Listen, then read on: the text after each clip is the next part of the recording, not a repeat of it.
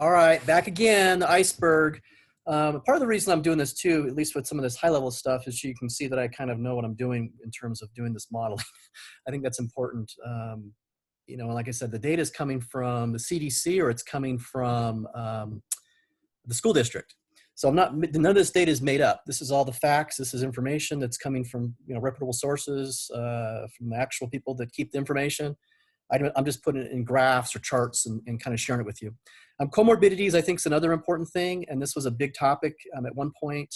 There's some, and I think that it got kind of misconstrued a little bit, but here's some of the things I think are interesting about it, and it'll give you some real good feel for the total impact of this coronavirus.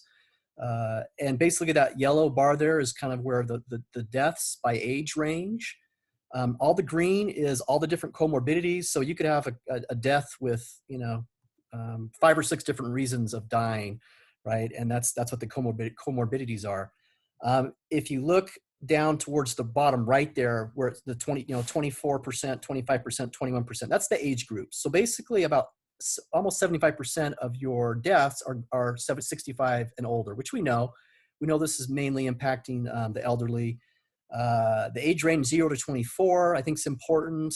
They do 0 to 24, by the way, because if you get below, they don't do it by tens, if you notice.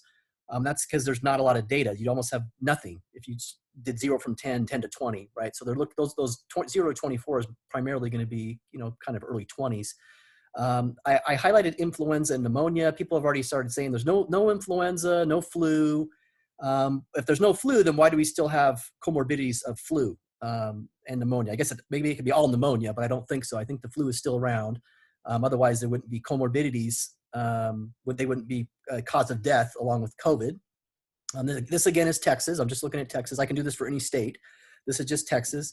At the bottom, malignant neoplasms, cancer.